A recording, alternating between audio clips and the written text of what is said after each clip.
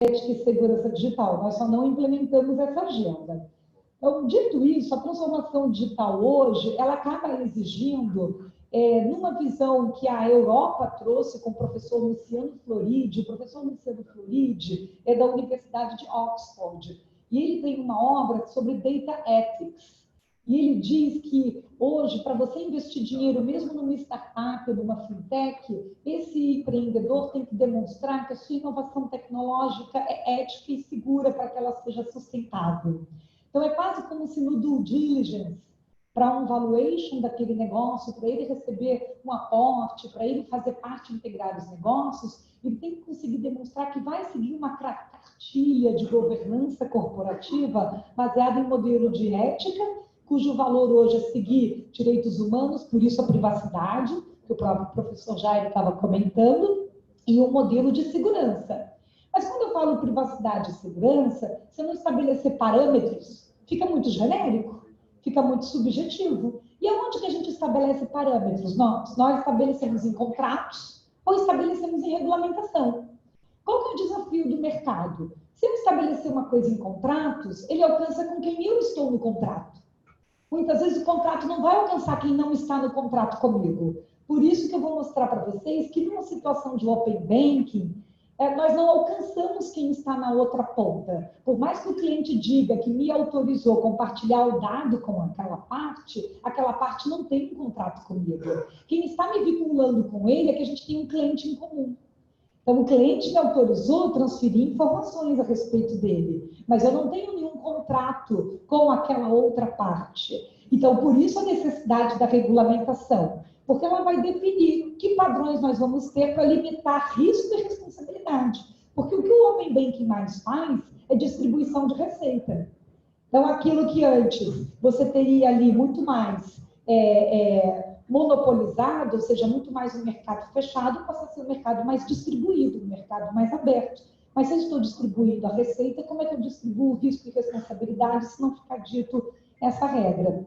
Então, hoje nós vivemos o que nós chamamos a equação de 4R. A equação de 4R é que a sociedade em rede, que é uma sociedade que nos faz ficar interconectados com o negócio. Então, se eu sou um banco e estou com uma interface de aplicativo, que é mobile, que depende de alguém baixar alguma coisa numa loja, então depende de tecnologia, depende de telecomunicação, depende de sistema financeiro. Eu já tenho 3 sistemas diferentes. Tem o mercado de financeiro, que é regulamentado, o mercado de telecomunicação é regulamentado, o mercado de tecnologia não é regulamentado. Então, eu já misturei 3 sistemas diferentes, então eu já tenho a possibilidade de trazer risco sistêmico. Então, de repente, se tiver um vírus lá, um aplicativo falso, eu acabei de trazer um risco para dentro do mercado financeiro que não tinha. Apesar de ser muito legal essa distribuição de receita e esse ganho em rede. E aí, como é que eu digo até onde vai a minha portinha e começa a do outro? Como é que eu defino solidariedade da responsabilidade ou não? Por quê? Porque senão tudo vira uma ação judicial para o juiz dizer se era culpa minha ou do outro, ou me dá até o direito de regresso. Se eu não tinha um contrato com o outro, eu não defini por cláusula contratual limitação de responsabilidade, nem direito de regresso, aí vai ser o juiz que vai ter que dizer. Ou tem que ter uma lei. Se não tem contrato e não tem lei, aí eu fico só na mão do juiz. Aí, ai. Quem será que ele vai entender? Será que o juiz está entendendo essa complexidade toda, gente?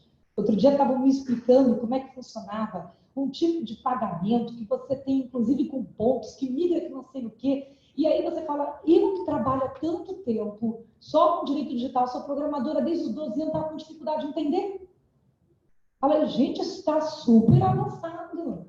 Ainda mais com as máquinas contratando máquinas, vive smart contract, usa blockchain, que não sei o que. Você fala, calma aí, vamos voltar aqui, deixa eu fazer um desenho, um fluxograma, que eu não estou entendendo como é que vai funcionar, até onde começa a porta de um e vai a porta do outro, para a gente limitar as responsabilidades. E aí, por isso que está começando a ter muito mais regulamentação. Porque só o contrato ele não está alcançando essas partes todas que estão interconectadas. Então, apesar de vivermos uma sociedade tão livre, de livre economia, você diz, nossa, mas você está criando tanta regulamentação, seria uma coisa burocrática, seria um contrassenso numa sociedade digital sem fronteiras, que a internet é internacional. Por que a gente está criando leis nacionais, regulamentações nacionais? Isso parece muito mais uma camisa de força para os negócios. porque nós não estamos ainda nem com um tratado internacional dessa matéria e nem com contratos que consigam alcançar partes que não contrataram. Aí lá vamos nós para as regulamentações. Então, do ponto de vista de pensar o direito, não alcançamos muito além disso. E a Europa tem liderado o pensamento de regulamentações por já viver um mercado comum, aí de pelo menos 28 Estados-membros, e já tem que fomentar a economia digital e relações de risco e responsabilidade, mesmo tendo um tribunal de justiça da Europa, você ter ainda entendimentos nacionais de cada um desses países com as suas próprias cortes, que aí vem o debate da soberania, a gente vai chegar já já nisso. Então, se dados são um modelo de riqueza e a gente vive um formato de data ethics, é claro que nesse padrão você começa a exigir uma transparência de uso dessa informação. As leis trazem hoje, como foi dito pelo professor Jairo, uma necessidade de você ter mecanismos de controle para proteger privacidade e segurança. Então, aqui fica essa frase do professor Luciano Floridi, apenas para que vocês tenham como referência. Ele está no meu LinkedIn também, uma pessoa muito acessível, as obras dele hoje são referência na Europa a respeito dessa governança dos dados com base em valores. É muito interessante o material. Então, o que a gente está vendo nesse planeta, né, nessa sociedade mais globalizada? Que os assuntos relacionados à privacidade, segurança, e aí é onde envolver nuvem... Desculpa. Nós já conseguimos resolver o problema, resolver o webinar. Então, você está junto com os internautas. Estamos transmitindo. Depois que a sua apresentação vai estar disponível. Então tá bom. Então, nós já estamos transmitindo lá para todos, né, da internet, inclusive, e o material, o conteúdo vai estar disponível online, todo esse material de PowerPoint, não se sintam ansiosos em ficar anotando, né, nem dando print de tela para quem está online, vai estar disponível, né? Então, o que nós vimos aqui, até para vocês visualizarem o que foi explicado pelo professor Jairo, né? Praticamente, esse é o modelo que foi criado de Open Banking para a Europa. Eu estive numa outra palestra, justamente com o próprio Fábio, do Banco Central, e nós vimos que é um problema sempre você querer importar uma regulamentação de um outro país, porque você tem situações sociais, econômicas, políticas e culturais muito distintas, né, de cada uma das localidades. Você pode usar como referência, como benchmark, mas não dá para fazer Ctrl-C, Ctrl-V em legislação, ainda mais quando você está falando de algo que pode afetar uma questão relacionada à proteção de risco. Ele mesmo disse que crédito tem uma questão relacionada a combate à fraude, existem custos operacionais e a própria cultura do judiciário de cada lugar, que aqui no Brasil tem uma proteção muito grande, a hipossuficiência do consumidor, inversão de ônus de prova e tudo isso que a gente conhece muito bem. Então, só para colocar rapidamente para vocês, que foi uma coisa que ele mesmo mencionou, quando você faz a gestão de risco dentro do Open Banking, muitas coisas acabam tendo que ser resolvidas ou no contrato ou na regulamentação. Então, lá eles tentaram já sair com a regulamentação para resolver. Mas o que está fora dessa regulamentação? A Europa já vive, esse ano de 2018, a entrada em vigor da NIS. A NIS é a Regulamentação Europeia de Segurança de Informação. E já vive a entrada em vigor também do GDPR, que é a Regulamentação Europeia de Proteção de Dados Pessoais. Só que isso dentro de um prazo dos últimos 2 anos. São 2 regulamentações que há 2 anos vem sendo criada a cultura de implementação empresarial. Então, quando eles chegaram no Open Banking, as estruturas empresariais já estavam vivendo um debate de 2 anos sobre segurança cibernética e 2 anos de proteção de dados pessoais. Mas esses 2 anos são reflexo de um debate que vem desde 1995. Então, quando você pensa isso, você já está muito maduro do ponto de vista das autoridades, das entidades públicas, da autoridade fiscalizadora, todo mundo debatendo. Aqui no Brasil, nós somos muito early adopters de tecnologia. Nós temos um consumidor que sim usa meios de pagamento digital, porque o Brasil é muito grande, uma população muito grande. Então, para você viabilizar negócios, a gente já está paperless há bastante tempo para atender esse cliente de qualquer lugar e de forma desburocratizada. Mas nós não avançamos tão rapidamente ainda com as questões de padronizar o modelo de segurança e de privacidade no Privacy by Design, como aconteceu na Europa. Então, nós estamos, sim, numa problemática de gestão de risco maior. Então, do ponto de vista operacional, nós temos, sim, uma modelagem de gestão de risco maior. O que pode significar um custo no final para cliente de seguro, né? Porque para aquilo que você ainda não pôde resolver, talvez traga uma taxa em cima de risco operacional. Então, isso aumenta o custo mesmo daquele produto no sentido de risco. Então, de seguro, de liability, de chance de eu ter que ir para processo, aquele cliente dizer que não foi ele e eu ter que devolver o dinheiro porque o juiz, no juizado especial, não permite perícia, e aí na inversão do uso da prova eu vou ter que devolver. Quer dizer, então, isso ainda é uma questão que a gente está enfrentando aqui. Então, como na gestão de risco você tem regulamentação ao contrato, você tem 4 pilares, que a gente vai ver que a resolução 4658 do Banco Central tentou resolver, mas que tem alguns pontos que, de um lado, a gente puxa a cobertinha, né, gente, no frio, para tapar o pé, descobre a cabeça. Aí puxa para cobrir a cabeça, destapa o pé. Está um pouco assim ainda algumas questões. Porque quando você vai trabalhar o assunto de cloud, de nuvem, você alcança hoje um segmento de empresas que, inclusive, tem matrizes fora do país, tem regras de contrato guarda-chuva que talvez não queira mexer na cláusula daquele contrato. E aí, quem somos nós aqui do Brasil para dizer que queremos que mexa naquilo só para atender a realidade brasileira? Então, isso pode significar até um debate, uma discussão de cerceamento de concorrência, de livre concorrência, intervenção de um regulador, que é de banco, em outro tipo de negócio, que é o de tecnologia. Então, a gente ainda tem algumas questões para olhar nisso daí. Mas vocês vão ver que, num campo, você tem a questão da cultura, da responsabilidade, tecnologia e controles. Esses 4 pilares foram tratados na resolução, que é o que eu vou mostrar para vocês. E isso veio pensado em que a gente ainda não tem uma regulamentação de Open Banking, mas que a gente tinha que avançar em questões de segurança de cloud antes mesmo de chegar no Open Banking, tá? Como nós temos que avançar em proteção de dados pessoais antes mesmo de chegar no Open Banking, porque foi isso, inclusive, que a Europa fez, e que outros estão fazendo. São pilares estruturantes. Eles são fundamentais para você poder depois inovar na camada de cima. Senão fica uma discussão muito grande de quem é a responsabilidade, se você não tiver esses pilares estruturantes, tá? Então, vocês vão ver que o maior debate hoje na abertura de dados do usuário não é simplesmente ele dizer eu autorizei aquela instituição financeira a compartilhar meu dado. É que no fluxo de dados, na hora em que depois, se houver um vazamento ou repudiar uma operação, em que momento do fluxo aquilo aconteceu? E em que momento do fluxo é responsabilidade de quem? E como que eu faço prova disso num judiciário que inverte o ônus da prova e aquele que alega não tem que apresentar nada? E a gente tem um problema no Brasil que nós tivemos uma mudança da legislação trabalhista no ano passado. Então, nós temos sim um mercado ocioso, hoje, jurídico, da questão trabalhista que vai migrar para consumerista. Então, se você disser que está valendo a pena entrar com ação de consumidor para ganhar dano moral de pelo menos R$2.000 contra qualquer empresa, é isso o cenário hoje no Brasil de processo judicial contra empresa.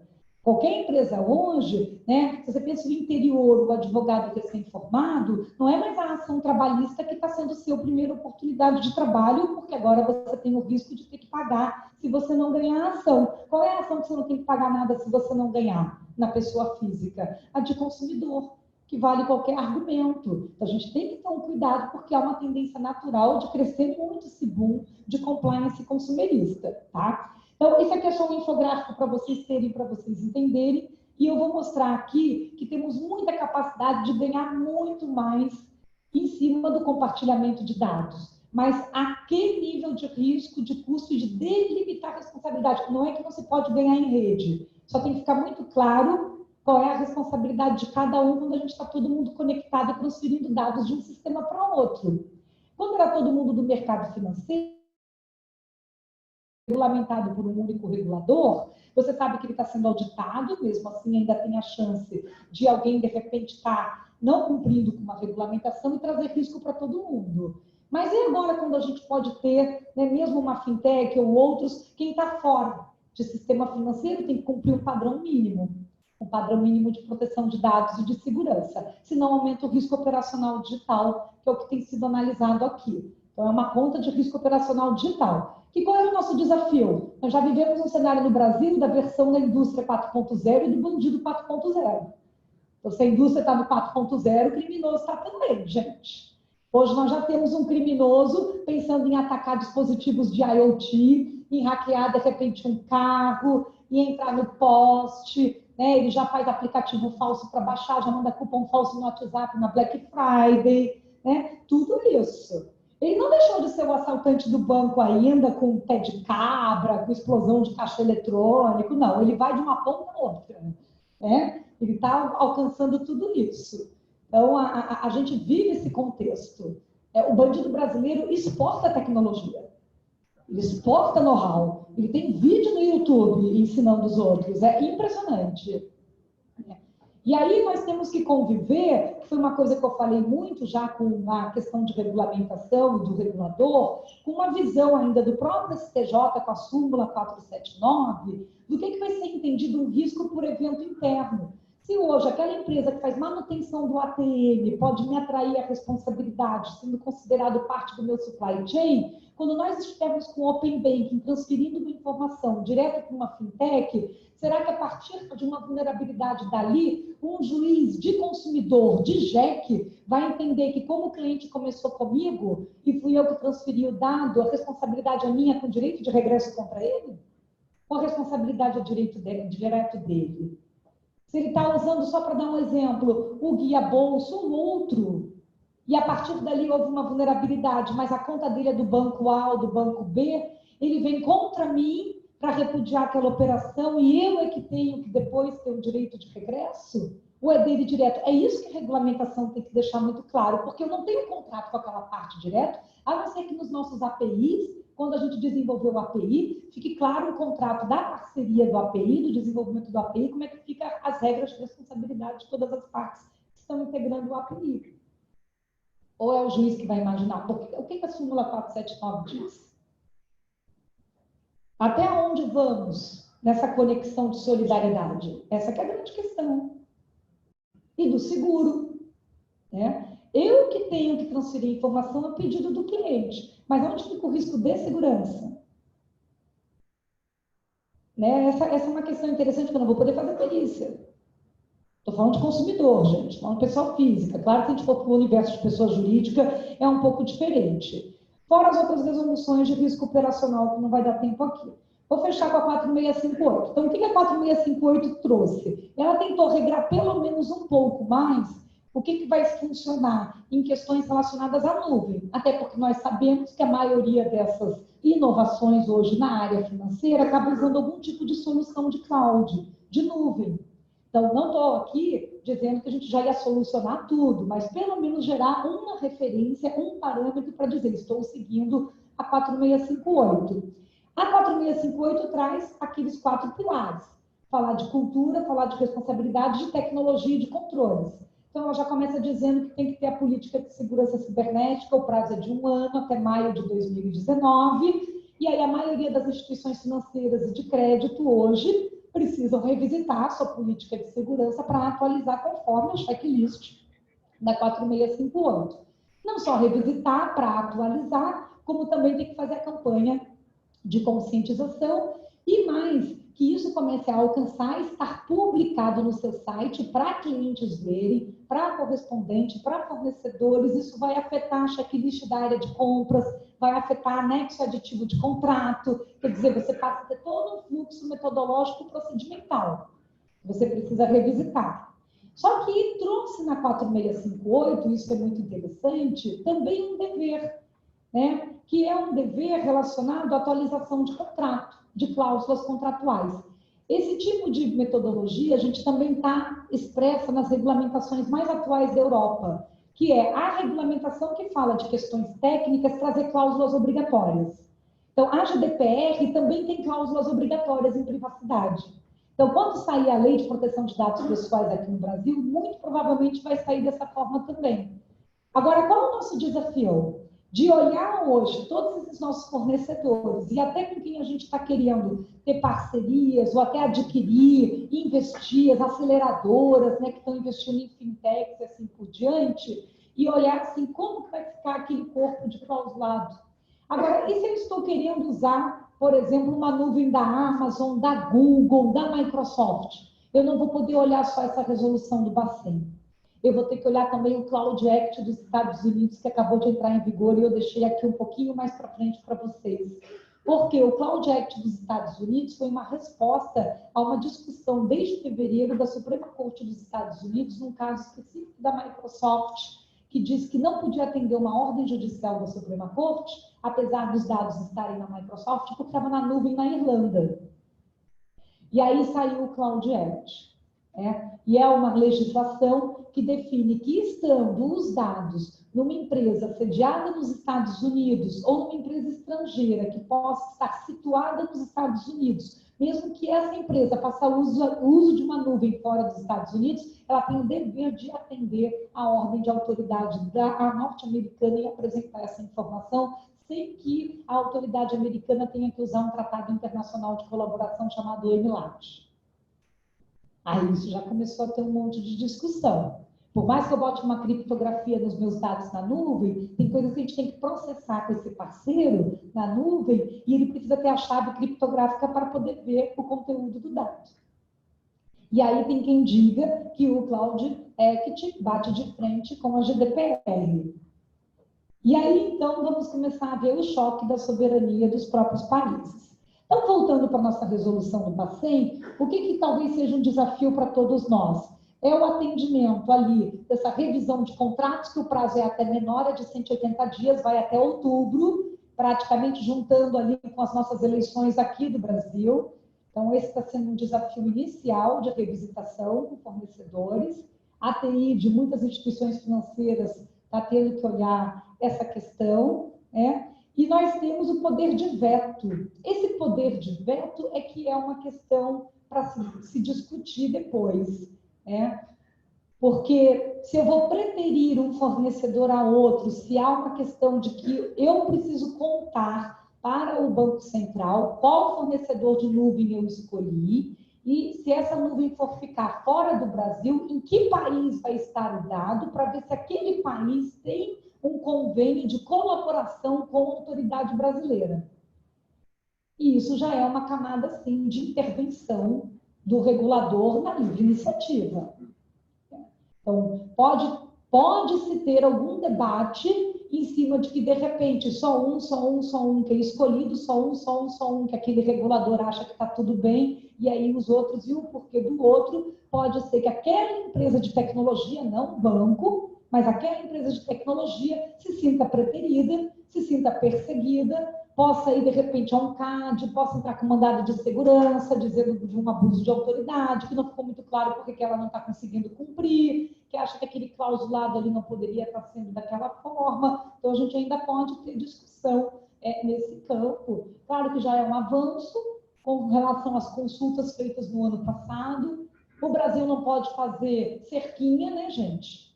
Dizer, bota dados só no Brasil, por favor, né? No mundo que a gente vive hoje, isso aí seria incompatível e incoerente. A alternativa, então, agora foi, vamos fazer, então, um momento de verificação, de ver se eu concordo onde vai parar esse dado. Os Estados Unidos tiveram essa alternativa do Cloud Act, então você vê que cada país está tentando ir por um caminho. E é um desafio para a iniciativa privada, né?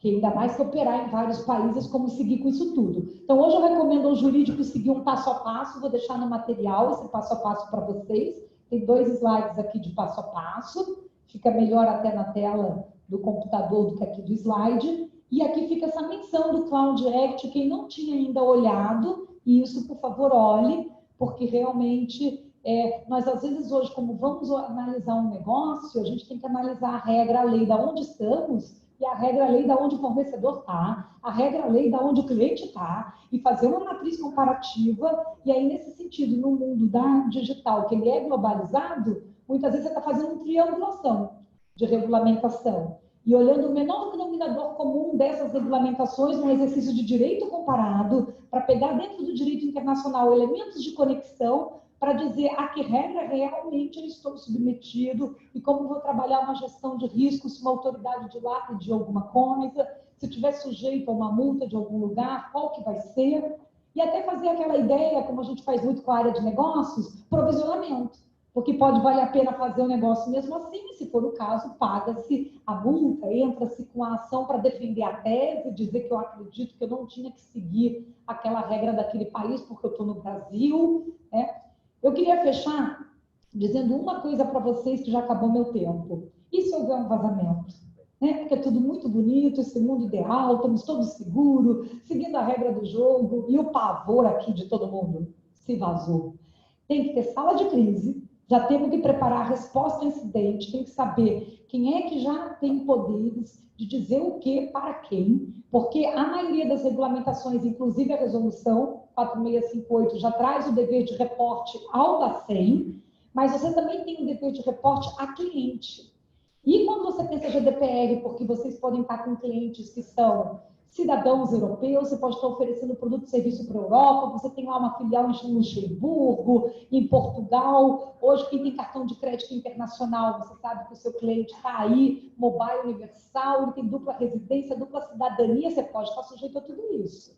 A GDPR traz a obrigação de você reportar para a entidade, né, de controle de dados europeia em um prazo que é de 72 horas, que é bem pequeno, né? Além de você ter também, dependendo da situação de risco, reportar a cliente. E aí eu deixo como última mensagem para vocês a problemática hoje, que foi feito um estudo da Nasdaq, que às vezes, quando você conta que teve o vazamento, o impacto na reputação da marca e a queda do valor das ações do contar que teve o vazamento é maior do que o vazamento. Então, você pode tomar uma perda financeira concreta do valor das ações imediata, praticamente de 40%. E, às vezes, o que foi vazamento? É considerado dado pessoal o nome com e-mail, nome com número do IP. Não estou falando que vazou o dado do cartão de crédito. Então, há hoje uma discussão até de se defender como legal, junto com a área de riscos, junto com uma análise de matriz de impacto, se eu conto para o meu regulador, mas eu defendo junto ao regulador, de repente, não ter que contar aquilo em público, ou seja, contar a mercado, porque esse tipo de contar a mercado pode dar efeito sistêmico. Pode não só cair em ação, mas cair em ação, cair a ação dos outros, cair a ação de quem eu contrato, cair todo mundo junto. Então, isso daí, pensando na economia atual, a gente não pode entender leis como coisas estáticas. Elas são dinâmicas, elas têm efeitos econômicos. Leis têm efeitos econômicos. E esse efeito tem que ser avalizado. Então, fica aí uma metodologia para vocês de como seguir essa nova visão de privacy by design. Desde o começo do projeto, tem que pensar a privacidade. Mas o que eu mais recomendo para jurídicos é muito cuidado ao interpretar a regra. As regulamentações, claro que a do Bacen é mercado financeiro, mas quando a gente pensa mais macro, lei de proteção de dados pessoais, ela não foi pensada para diferenciar se eu sou banco ou se eu sou varejo, se eu sou empresa aberta em bolsa ou se eu sou empresa fechada, se eu sou startup ou se eu sou uma empresa de bilhões de dólares. Não, ela é horizontal. Então, é na hora que a gente vai aplicar isso, entendendo o negócio, onde eu estou inserido, que efeito que eu tenho sistêmico, é que a gente faz a defesa daquilo que a gente encaixa. Sempre conversei com os clientes, quando a gente fala de ISO 27001, ISO 27002, que são as de segurança, que a gente não encaixa a empresa na ISO, a gente adapta a ISO à empresa, ou seja, você sempre tem que ter um trabalho de visão de negócio. No final, né, só para deixar esse exemplo, muitos de vocês estão recebendo novas políticas de privacidade atualizadas. A maioria dessas marcas, né, que estão querendo trabalhar essa confiança do cliente, né, estabelecer de novo, pactuar de novo com o cliente o consentimento, para que eu vou usar a informação e, a partir dessa rede de confiança, poder utilizar cada vez mais o dado, fazer negócios. Então, as leis não estão dizendo que não podemos mais usar o dado nem fazer negócios, mas que tem que ter a clareza, a transparência, tem que estar tudo muito mais escrito, documentado e educado. Então, você vê aqui que no Microsoft Privacy Statement, eles estão seguindo já ali o artigo da GDPR e eles já usam métodos de visualização e de ilustração. Nossos contratos, gente, nossos termos de uso e política de privacidade agora vão ficar tudo desenho animado, vídeo, áudio. Nós, do jurídico, vamos ficar criativos, sabe? Ou se libertem,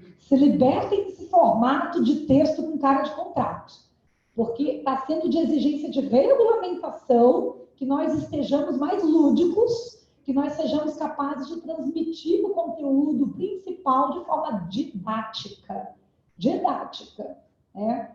Então, por mais que depois você tenha algum textinho em algum lugar para alguém baixar, mas nada como o ilustrado, o vídeo, o ilustrado, aqui só para mostrar também, ó, videozinho ali do Google também. Então, para falar de privacidade, segurança, se proteger e se blindar, inclusive na visão da resolução 4658 do Bacen, pensando em educação, tem que se libertar. Né? Então, o jurídico agora dá a mão lá para o marketing, né? Para fazer coisas muito mais com usabilidade, por favor. Deixo por último essa tabela, é uma tabela comparativa Latam, para vocês verem para onde estamos indo. Né? O Chile já tem uma legislação muito desenvolvida de segurança cibernética, lançou até ano passado, 2016, ano retrasado. Né? Nós ainda estamos debatendo a nossa legislação de segurança cibernética, que não é a resolução do Bacen, e atualmente está no Ministério da Defesa. Eu estive com o Exército há um mês atrás, e está no Ministério da Defesa, e eles vão esperar sair a lei de proteção de dados pessoais, para daí, então, sair a de segurança cibernética. Fica aqui para vocês. Vamos acompanhar os dois projetos, né, os projetos de lei que estão tramitando, e eu fico aí à disposição para a hora do debate. Como eu disse, né, o conteúdo seria um pouquinho maior que o tempo, deixo para quem depois quiser visitar como apostila, mas a visão hoje, de fato, para qualquer produto, qualquer inovação que queremos lançar, é pensar nessa prerrogativa de, se não temos um contrato limitando a responsabilidade, está na regulamentação, não está em regulamentação, tem que estar no contrato, não está nenhum outro, vai estar na visão, na cabeça do juiz. Então, o que estamos fazendo para influenciar o que o juiz vai pensar? Então, pelo menos usar métodos educativos, vão botar vídeo, botar alguma coisa que eu tenho que contar para alguém dentro desse mundo digital, até onde ia a portinha do meu negócio e começa a do outro, para a gente trabalhar privacidade, segurança e responsabilidade. Muito obrigada. Parabéns, Patrícia. Excelente como sempre. Parabéns, por favor. Chama o nosso presidente, o Gonçalo, para entregar uma placa comemorativa à sua palestra. Muito obrigado.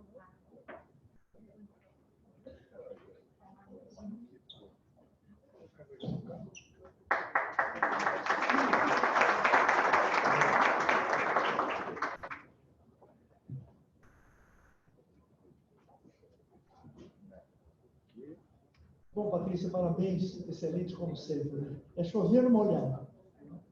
Agora temos um grato prazer, uma honra de ter conosco o Dr. Bruno Feigelson Lima, advogados sem processo, a B2L, Future Law. O tema é Sandbox, o futuro da regulação. Bem-vindo à nossa casa, por favor, Dr. Bruno.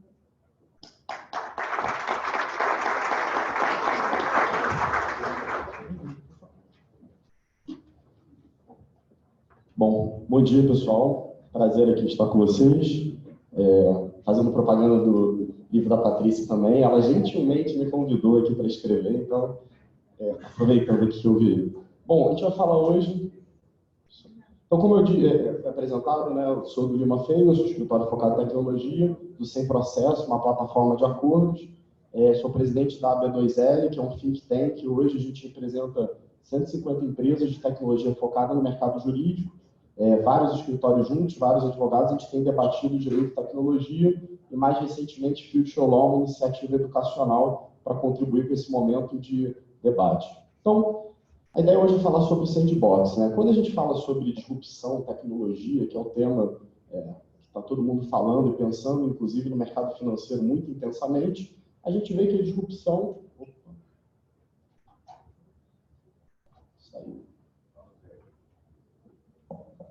Obrigado. Então, a disrupção, ela nasce nas zonas cinzentas, né? Então, o aviãozinho ilustra bem, está todo mundo olhando para um lado, tem um pessoal indo para o outro. E quando você inova e vai para o lado contrário, obviamente, não necessariamente o arcabouço jurídico está pronto para isso. Então, em regra, a disrupção, e a gente vai ter a oportunidade de falar aqui alguns exemplos, ela nasce em ambientes sem regulação ou de pouca regulação. É natural que o direito ele regule, ele trate de temas que já existem e já rodam. Quando você está pensando no novo, o novo está no ambiente de completa oportunidade e ausência de regulação. Então, e o direito ele demora a reagir, né? E isso não é uma coisa nova, isso aqui é uma coisa mais do que tradicional. Então, a charge aí mostrando a comparação, a justiça andando até mais lenta do que uma tartaruga. É normal que o direito ande lento. É normal que nós, advogados, sejamos provocados depois que os modelos já estão implementados. Só que o que está acontecendo nesse mundo 4.0? E esse que é o meu intuito para a gente chegar no sandbox. Basicamente é o seguinte, isso aqui é uma imagem real, se vocês quiserem procurar depois do Google, não estou inventando nada aqui. Quando o carro surgiu lá na Inglaterra, o regulador do Reino Unido, o que ele analisou? Ele queria proteger os cavalos. Então, eu estou numa cidade, estou aqui em São Paulo, está todo mundo andando de cavalo, surge um tal de carro. Qual que é a primeira ideia do regulador? Proteger os cavalos. E aí, o que era a lei do início dos carros? Você obrigava todo aquele que saísse de uma concessionária com carro a contratar um sujeito para andar com uma bandeira vermelha na frente. Então, imagina hoje aqui você sai da concessionária, compra uma Ferrari e vai ter que contratar um sujeito para andar. Parece ridículo, mas é assim que a regulação ela age.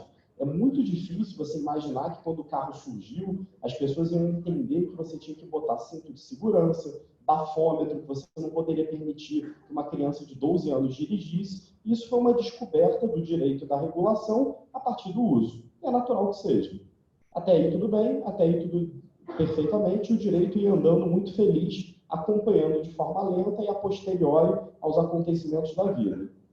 Então, a ideia era proteger os cavalos, estava ótimo. E aí, com o tempo, a gente descobriu, né, que a gente tinha que botar cinto de segurança, bafômetro, então o tempo permitiu essa regulação. Só que qual que é o ponto mais interessante? O carro, ele demorou na humanidade 62 anos para chegar a 50 milhões de usuários. Ou seja, quantas gerações de advogados nasceram, morreram, saíram do mercado até chegar na conclusão de como regular o mercado automobilístico? Simples. Você tem 62 anos, surge um carro, depois surge 2, surge 3, super tempo, sem problema nenhum o direito a andar atrasado, sem problema nenhum a gente chegar atrasado nos debates. Só que hoje está tudo acelerado. A gente está andando num mundo em que a gente sai daqui, cria-se um novo modelo, vocês estão expostos nisso, mercado financeiro, mercado securitário, todos os mercados estão sendo impactados por fintech, insurance tech, você abre lá, sai um modelo novo, o pessoal da ABS Fintech fez o levantamento, hoje no Brasil você tem 500 empresas e você tem desde a startup com 2 pessoas ali tentando achar um modelo, como o Nubank aí que já está valendo mais de 1 bilhão, como uma Acreditas, uma Guia Bolsa, então tudo num espaço de tempo muito rápido. E com isso esses novos modelos vão desafiando o direito cada vez mais. E por que isso está acontecendo? Basicamente por conta da lei de Moore. A lei de Moore, o Moore era um executivo da Intel que ele profetizou na década de 60 lá que a capacidade computacional ela iria dobrar, a capacidade de transistores ia dobrar a cada 18 meses. E isso vem acontecendo, sabe-se lá por quê. Mas, basicamente, na década de 60, um computador caberia nessa sala e hoje o nosso poder computacional do celular é muito maior e vai acelerar cada vez mais. Então, se a gente acha que a gente está no ápice da tecnologia, os nossos smartphones, iPhone 10, isso aqui vai ser o Nokia tijolão daqui a 4, 5 anos. E cada vez anda mais rápido, porque cada vez a capacidade computacional é maior e cada vez existem mais oportunidades de negócio. Então, isso vai gerando um impacto do ponto de vista do Estado e do direito muito grande, porque a velocidade é muito grande e a gente não tem mais 60 anos para analisar os fenômenos e regulá-los. E a revolução industrial só vai avançar. Então, o que a gente vê é só a velocidade disso ganhando mais densidade. Quem acha que o mundo está muito rápido e que está difícil de acompanhar, sinto informar, a gente vai sentir saudades daqui a alguns anos, dos anos 2018, que era tudo tranquilo e lento, porque a velocidade ela só aumenta. Então, a gente começa a analisar o que está acontecendo no mundo, né? O carro autônomo já está atropelando pessoas, infelizmente, mas isso é um sinal que ele já está rodando muito. Estive lá no Vale do Silício há 1 mês e meio e andei de carro autônomo. Não é futuro, não é, putz, quando eu sair do mercado vai ter carro autônomo. Não, o carro autônomo hoje é uma realidade. Os carros voadores, a Embraer está construindo em 2032 projeto de entregar a Dubai já contratou. A gente vai ter carro voador, sim, em breve. Realidade virtual vai mudar tudo. É uma das grandes discussões hoje na humanidade, quanto isso vai impactar do ponto de vista prático a nossa vida, né? A própria Embraer, ela foi construir com a Uber lá no Vale do Silício carro voador porque ela entendeu que a realidade virtual vai impactar o negócio de aviões no mundo. Porque na medida em que eu tenho a possibilidade de fazer realidade virtual, eu vou viajar menos. Será que as próximas reuniões, os próximos summits aqui da associação, eles vão ocorrer presencialmente? Ou vai estar lá a gente fazendo de qualquer lugar do Brasil e fazendo em realidade virtual? Isso no espaço de 3 ou 4 anos. Como é que isso impacta o mercado aéreo e outros? Então, e como é que a gente regula isso? A gente está criando uma nova dimensão. A gente está indo para um novo ambiente. Se o ambiente digital já é desafiador e a gente está vendo esses desafios, o que vai ser o ambiente da realidade virtual? Realidade aumentada, né? A gente teve o Pokémon aí, foi uma hype, mas já tem estudos aqui psicológicos profundos do impacto disso na vida de todo mundo. Como é que a criança que hoje está nascendo, que usou o Pokémon Go, a gente vai ter elementos gráficos dentro da realidade, o nível de impacto disso. Então, esses são alguns dos desafios que nós, advogados de direito, vamos ser provocados. Impressora 3D, né? A grande discussão do varejo hoje, impressora 3D vai acabar com o modelo. A gente tinha a compra física, veio o e-commerce, e aí você vê como as coisas são rápidas. O e-commerce nasceu e morreu muito rápido. Hoje, as grandes empresas que eram de e-commerce são de marketplace. A gente tem um cliente nesse setor que um belo dia me chamou e falou: Bruno, vamos implementar um marketplace. Eu falei: caramba, o que é isso? Em 2, 3 anos, os caras tinham 1.000 lojistas, depois 10.000 lojistas pararam de vender. E aí, se isso já é um avanço da venda online, quanto mais quando a gente imprimir dentro de casa. E aí, como é que fica o vício regibitório? Olha quanta questão jurídica. Basicamente para mostrar o que é o mundo que a gente está caminhando. Inteligência artificial, esse daqui eu nem vou entrar de forma profunda, porque isso cabe milhares de questionamentos. Mas algoritmo, utilização de várias aplicações de inteligência artificial ensejam uma série de questionamentos e já estão ensejando. A gente tem nos Estados Unidos hoje sendo discutidos algoritmos para fins de dosimetria de pena, se eles são preconceituosos ou não. Os latinos acabam tendo penas maiores. Se você é brasileiro e comete um crime nos Estados Unidos e vai ser aplicado o algoritmo de inteligência artificial, talvez você tenha uma pena maior. Então, essas são algumas discussões que não são futuristas, estão no mundo e o direito está tendo dificuldade para reagir a isso. A regulação está vindo muito lenta. Blockchain também, não vou abordar isso em detalhes, mas a descentralização, toda a discussão do que vem por aí, como é que a gente regula esse tipo de coisa? A gente está discutindo aqui dados, como a professora Patrícia bem colocou, o Brasil sequer tem uma lei de dados, e a gente está falando de descentralização, o blockchain, todos os computadores, como é que vai ser a regulação disso? A gente não consegue nem enxergar, só que vai vir e vai vir muito rápido, porque a palavrinha surge num dia, passam 2 anos e aqui vira mainstream. Criptomoedas também, essa discussão, e aí você vê como o Brasil está lidando, o Banco Central, a gente está num grupo com o Banco Central, o CVM, discutindo sandbox, e você vê a dificuldade do próprio regulador, mesmo quando ele quer regular, de conseguir entender e conseguir aplicar numa velocidade hábil. No Brasil, hoje, você já tem o dobro de pessoas operando em criptomoeda do que pessoas listadas para operar na Bolsa. E a gente não tem uma regulação, você tem o Bacen ali tentando se afastar do entendimento que não é valor mobiliário, você tem os ICOs também, todo mundo, você vê o passeio, o CVM, é todo mundo tentando entender e se afastar, e enquanto isso, nesse espaço de vácuo, o mercado não para. As pessoas estão operando, estão comprando criptomoeda, estão fazendo ICOs, então, ICO, smart contracts, olha quanta coisa nova tem, e nada disso que eu falei tem direito. Nada disso aqui tem uma regulação própria, nada disso aqui tem um marco normativo, e se depender da velocidade do Brasil, isso vai demorar muito. E aí vocês veem a velocidade, basicamente é isso que eu quero que vocês tenham noção antes de entrar especificamente em sandbox. Companhia aérea demorou 68 anos para você ter 50 milhões de usuários. Indústria automobilística, 62 anos. Telefone, 50. Então, vai vendo com isso as agências reguladoras. Ou seja, você teve 70 anos para ter uma ANAC.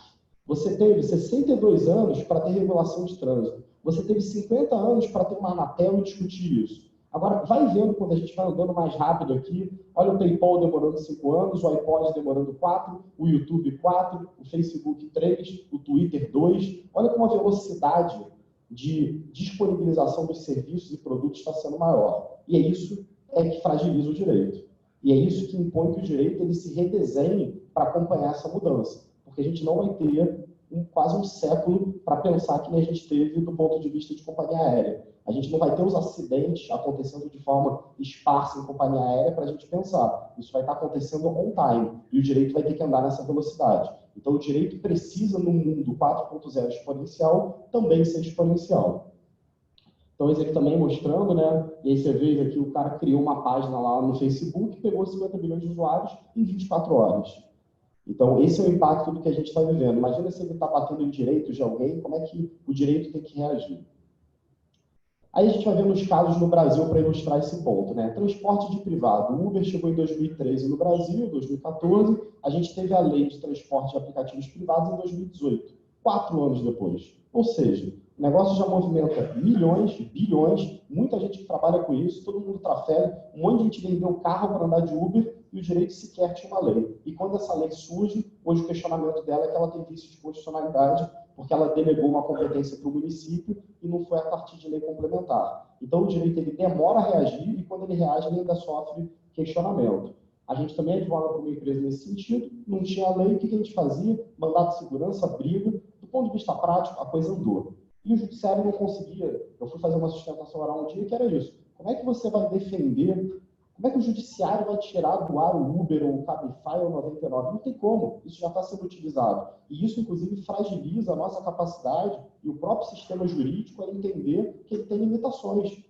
Você pode ter uma decisão judicial super impactante. Se você tira o WhatsApp do ar, isso vira matéria em todos os jornais, e se o juiz manter durante uma semana, vai ter piquete na casa dele e o pessoal vai tirar ele da orelha. Então, assim, você não tira o WhatsApp do ar. Você não tira, você não bloqueia um sistema de transporte privado e isso vai se espalhando pelos outros setores.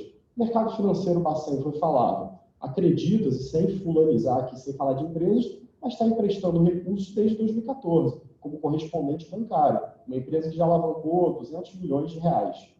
E não tinha nenhuma regulamentação. E aí, felizmente, o Conselho Monetário fez a regulação de empréstimo de crédito para as fintechs, juntamente com a questão de dados no Brasil, mas a gente está falando de uma vertical. Hoje, pela Associação de Fintechs, você tem pelo menos 10, 15 modelos diferentes de fintech e todos os outros 14 não têm modelo próprio. E todos eles estão rodando. E aí? A gente tem 500 empresas rodando, captando, a discussão aí do Guia Bolsa, ou tantas outras, e isso está acontecendo. Será que o Bacen ele vai ter essa velocidade? Por isso que ele criou o laboratório de sandbox, e a gente vai chegar lá. Também a CVM com a ICO, né? E o que é o ponto hoje também? Tudo acontece no mundo ao mesmo tempo. Como a professora Patrícia bem colocou, a gente está falando de lei de dados na Europa, nos Estados Unidos, no Brasil, e a gente aqui no Brasil sempre teve o conforto de vir atrás. Deixa o pessoal regular, depois a gente copia a lei deles, vê o que deu certo, só que hoje é um mundo integrado, está tudo acontecendo ao mesmo tempo. O Goldman Sachs falou que fintech vai ser no Brasil. O pessoal começou a ter investimento, já foi colocado alguns bilhões nesse mercado. Então, não vai dar tempo de entender como isso foi regulado em outros países e trazer para cá. A gente vai ter que regular junto. Proteção de dados foi bem colocado, a gente não tem sequer uma lei, e aí você vai tendo esses movimentos esparsos, então o Bacen cria, aí posteriormente vem uma lei do Congresso, será que ela é compatível ou não? Se aplica o GDPR, então isso foi muito bem colocado pela professora Patrícia, vou passar direto. E a regulação, como eu falei, sempre tende a proteger o status quo, é sempre o gatinho assustado, é sempre querendo proteger os cavalos, é sempre querendo botar as bandeiras vermelhas, e é natural. Se eu sou uma Anatel, eu vou tender a proteger as aplicações, discussão de neutralidade de rede, ou eu vou proteger as telecoms, que é quem eu regulo há décadas? Então, não é nem só um aspecto de protecionismo, mas é o que eu conheço. Então, eu vou defender aquilo que eu conheço, eu defendo aquele mundo que está posto. Só que os mundos postos estão sendo desafiados e estão acabando com uma velocidade muito grande. Então, esse desafio não é um desafio só do regulador, é um desafio de mercado. Como a gente vê hoje, todas as empresas de vocês devem estar com movimentos de aceleradora, corporate venture, como é que eu me manifesto? Então, as corporações são esses transatlânticos e a inovação é esse barquinho. Só que esse barquinho ameaça, de alguma forma, essas corporações. Então, no Brasil está muito intenso essa discussão de corporate venture, que é muito legal. Só que da mesma forma que uma grande empresa que vale bilhões, que tem milhares de funcionários, tem um desafio de se comportar com a inovação, o regulador também. Só que o que já se entendeu no ambiente corporativo? É preciso criar espaço. Não é à toa que o InovaBra existe, não é à toa que o Cuba existe, não é à toa que a Oxigênio da Porto Seguro existe. Está todo mundo criando não só espaços físicos, mas espaços internos, espaços de conexão, para se entender que o negócio é corporate venture. Você tem o Banco do Brasil fazendo conexão com a Conta Azul, para trazer mais benefício para aquele que opera a conta azul. Essa é a dinâmica do mundo hoje. Não é eles contra nós, é todo mundo se compatibilizar. É a grande corporação inovar, é a startup criar bagagem para poder atuar e ter responsabilidade, mas é preciso criar esse espaço. Só que isso no ambiente regulatório ainda não aconteceu. Então, a gente precisa proteger a inovação, esse deve ser um parâmetro da regulação, então a gente tem que proteger o que é novo e entender desde o início. Proteger o sistema, então a Patrícia colocou isso, é uma coisa que eu concordo plenamente, assim, a gente não pode ter um grau de responsabilidade quando a inovação vai indo para mercados de seguro, para mercados financeiros, a gente tem que ter um cuidado muito grande, a gente está falando de vidas humanas, a gente está falando da forma como a sociedade se organiza. E aí a gente vem para o conceito de sandbox. O que é o sandbox? Sandbox é um termo que vem da computação. Na verdade, quando você vai fazer um teste no computador, ao invés de você contaminar aquele computador inteiro e estar sujeito a hacker, a vírus, você cria um pedacinho daquele computador, isola ele do sistema e começa a testar. Então, é uma oportunidade que a computação se dá para testar coisas novas. E esse termo ele foi incorporado no ambiente regulatório. É justamente essa a ideia. É você criar um espaço para inovar que não contamine o sistema. Eu não posso chegar do dia para a noite e mudar e permitir que todo mundo opere com criptomoeda da forma como quiser, ou opere blockchain, ou que uma empresa com um modelo novo de uma fintech faça o que ela quiser e exponha o mercado a um risco sistêmico. Mas eu posso dar uma autorização precária para ela de 6 meses e deixar que ela teste e verificar como isso funciona, porque isso tem 2 benefícios. Eu crio segurança, eu estimulo a inovação e eu começo a acompanhar. Será que se a gente tivesse feito uma norma lá em 2013, quando o Uber chegou no Brasil, a gente não estaria regulando muito melhor aplicativo de transporte hoje do que esperar uma lei sair 4 anos depois? Será que se o Bacen tivesse olhado para Acreditas lá atrás, quando ela era uma empresazinha de 4 ou 5 pessoas e tivesse dado uma autorização, a gente não ia estar entendendo muito mais de como regular empréstimo de fintech? Então, a ideia é que o regulador ele acompanhe o processo de inovação desde o início, oportunize que a inovação ocorra e também contribua para que ele entenda, né? Porque, em última análise, por que você cria esses ambientes de acelerador e inovação? Você está querendo estar próximo? Para estar entendendo. Quando tem um executivo, a gente aqui do Sem Processo, a gente fica no cubo. Diariamente vão executivos de vários setores lá. Por que o CEO de uma grande empresa ele vai dentro do cubo? Porque ele quer estar atento no que está acontecendo, ele quer estar conectado, ele não quer estar surpreendido. A gente está vivendo um mundo hoje que você tinha telecoms do mundo inteiro, a Oi estava olhando para a TIM, que estava olhando para a Nextel, e um belo dia vem um WhatsApp com 50 pessoas no Vale do Silício e quebra o mercado de todo mundo e todo mundo para de usar telefonia. Então, assim, está todo mundo entendendo que a disrupção ela é real e ela acontece. É o caso da Kodak com um filme digital, isso é senso comum. O ponto é como é que eu reajo a isso. O ambiente corporativo já entendeu, mas o direito tem que entender. O regulador ele tem que estar próximo.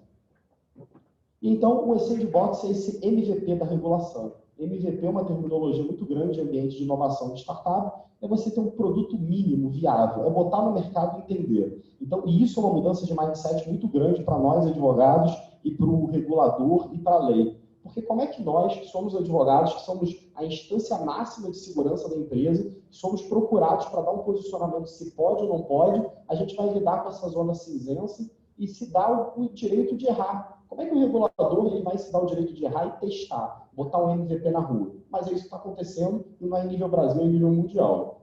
Então, o direito ele não lida bem com a experimentação, a gente não tem essa capacidade de testar, a gente, até por uma expectativa externa, quando se busca um advogado, você quer a segurança, quer a garantia, só que a gente está no mundo líquido, um mundo de insegurança e um mundo que as velocidades são muito grandes. Então, a gente está no mundo de incertezas e a gente tem que ser advogados que lidam com isso, trazendo segurança, mas de alguma forma flexibilizando determinadas formas e conceitos. Então, a norma sendo a maior segurança, ela está em xeque. Esse é o aspecto do sandbox.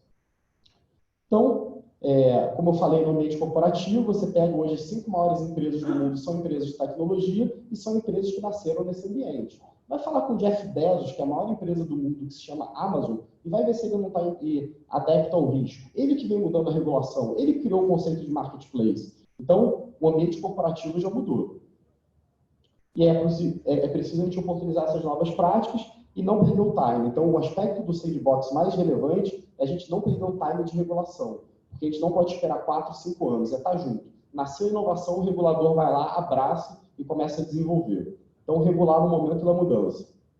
Aqui tem só um exercício do ponto de vista de mostrar os desafios regulatórios hoje. Não vai dar tempo de fazer com vocês, mas é um exercício que tem sido feito em várias universidades americanas e ilustra. Esse aqui é o grande desafio do carro autônomo. Do ponto de vista tecnológico, já está muito claro, já está rodando. O ponto do carro autônomo é como é que a gente regula o carro autônomo. Qual que é a dúvida que se coloca e eu coloco para vocês? Você está num carro, a gente vai começar a programar esse carro autônomo que vai rodar em São Paulo. O carro autônomo está vindo e atravessa 15 pessoas fora da faixa de pedestre. Ele tem 1 segundo para tomar uma decisão. O que a gente programa? Que ele vai jogar para o lado e atropelar um pedestre ou ele vai atropelar todas as pessoas que estão atravessando na rua fora do sinal? Pergunta fácil, né? Então, a gente protege a vida de 15 pessoas ou mata uma única? Segundo exercício, a gente tem a oportunidade de jogar o carro autônomo no muro e matar todas as pessoas dentro ou atropelar a pessoa que está andando ali sozinha e atravessando a rua. Ou seja, uma vida do passageiro pela vida de que está alguém de fora. E aí, o último caso é você matar o passageiro ou matar várias pessoas. Então, a vida de quem está lá dentro ou lá fora. Olha que exercício complexo. Fizeram isso nos Estados Unidos, 95% das pessoas acham que deve matar a pessoa que está dentro do carro. Perfeito, super legal. Aí a segunda pergunta é, você andaria num carro programado por você?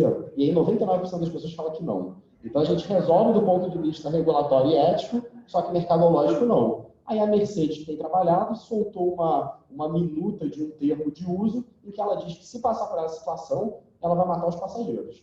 Porque ela quer vender carro e é natural que você queira se sentir seguro. Então, olha o nível de debate que a gente está tendo. Será que a gente vai conseguir fazer um marco legal? Nós estamos aqui passando pelo Congresso brasileiro hoje. A gente não consegue aprovar a lei de dados. A discussão de se a gente vai atropelar quem. Mas é um desafio que tem. O carro autônomo existe. Não tem como a gente segurar. E aí o que eu estou propondo aqui como sandbox não é nenhum tipo de jabuticaba, não fui eu que criei o termo, eu só estou trazendo uma coisa que está acontecendo no nível mundial. No Reino Unido, aí você vê, o Reino Unido, um dos mais tradicionais, ele criou o conceito de sandbox. Ele teve esse entendimento de tudo isso que a gente está discutindo, lá em 2015 falou, cara, a gente tem que mudar a forma de reagir. Então isso foi criado em 2015 pelo FCA lá, e ele já tem utilizado esses últimos 3 anos de sandbox no Reino Unido, tem tido uma oportunidade, eles estão muito desenvolvidos de como aplicar e como acompanhar a inovação desde o início. O mindset deles no início foi sempre colaborar com as fintechs, com a inovação, então isso é uma mudança de mindset, isso eu vejo no Brasil, tanto com o Bacen, tanto com a CVM, você vê hoje, esse é o espírito. Então, assim, quando o Bacen e o CVM criam um laboratório de sandbox, de fintech, eles estão muito propensos a isso e esse é o caminho. O regulador ele não tem que ser contrário, ele tem que entender que os sistemas vão vir e ele tem que contribuir para esse ambiente de inovação. O entendimento de que as fintechs e a inovação ela traz menos custo, ela traz inclusão, ela traz competição, e isso é muito legal. O ambiente de inovação, a gente está vivendo um novo capitalismo. É óbvio que todo mundo quer ter lucro. Quando o Nubank vira uma empresa de 1 bilhão, não tem dúvidas que eles querem ter lucro, tem muito investimento ali, mas as empresas de tecnologia nova, elas nascem para resolver problemas. Se a gente no século XX, século XIX, a gente via oportunidades de mercado, hoje a gente vê gaps e dores. Então, qualquer pessoa que você vai falar que está nesse ambiente de inovação, ele vai te falar, cria uma empresa para resolver um problema, para resolver uma dor. Então, quando você estimula essas empresas, você está estimulando também a resolução desses problemas. Então, é menos custo, mais inclusão, mais competição, isso é muito bom para o sistema. A gente vê no Brasil, por exemplo, você tem uma concentração muito grande, essa que é a discussão em xeque. E aí você vê o sandbox se espalhando em nível mundial. Então você teve Hong Kong, Coreia do Sul, Malásia, tudo em 2016. E aí, cara, tem 2 anos, mas já está acontecendo em todos os países. Você vê a China, que é um próprio sistema fechado, que tem vários questionamentos a serem feitos, já aplicando o sandbox, a Austrália, então isso está se espalhando. O negócio nasceu da mesma forma que a tecnologia ela é rápida, impacta 50 milhões de usuários cada vez mais rápido, as mudanças também. Isso é uma mudança de mindset do direito. Então o direito ele já está inovando em nível mundial e está chegando no Brasil. E aí no Brasil, basicamente o que vem provocando isso são essas empresas. Então, essas discussões, o que o Bacen está olhando, e com razão, e todos os órgãos, o próprio NDES fez um programa agora de fintech, o que ele está olhando é isso. Não é espuma, não é espuma. Assim, quando você vê as rodadas de investimento, a dimensão que as empresas estão tomando no curto espaço de tempo, isso é sério, e isso vai se proliferar. Se a gente tem hoje 3 ou 4 que estão mais fortes, isso vai virar 10, 20, então isso vai andar de forma muito rápida e a regulação não pode estar de fora.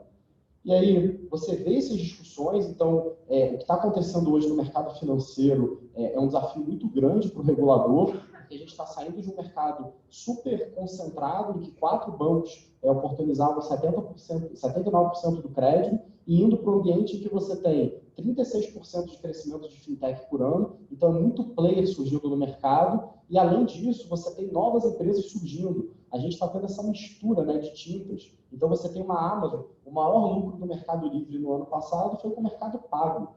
O Mercado Livre é uma fintech, é uma empresa financeira, a Amazon é uma empresa financeira, os grandes bancos eles têm que se preocupar com a fintech ou eles têm que se preocupar com a Amazon, que já é a maior empresa do mundo e está querendo entrar em método de pagamento. Então está tudo muito misturado e aí você está pegando um Bacen que estava preparado para regular players há ano e está vindo um monte de gente diferente, um modelo diferente. Um belo dia ele descobre que existe um tal de marketplace, esse marketplace já tem bilhões rodando, isso pode gerar um risco sistêmico, ele cria uma regulação, aí começa o pessoal da O2O, que são as associações de Cabify, iFood, bater na porta. Então é um desafio regulatório muito grande de regular o que já está posto e entender o que vem para frente.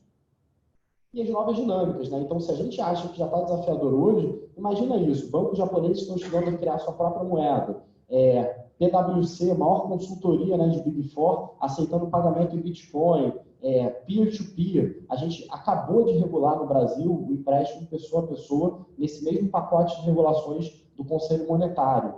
A gente já está dizendo de usar peer-to-peer com cripto. O Brasil acabou de oportunizar, até então era proibido, era considerado até crime você fazer esse empréstimo. A gente mudou essa dinâmica e a gente já vai discutir isso com cripto. A Visa, e aí você vê empresas grandes aceitando pagamento com cripto. Então, isso está acontecendo e de uma forma muito rápida. Então, sempre o desafio é esse, como é que a gente compatibiliza avanço tecnológico com segurança.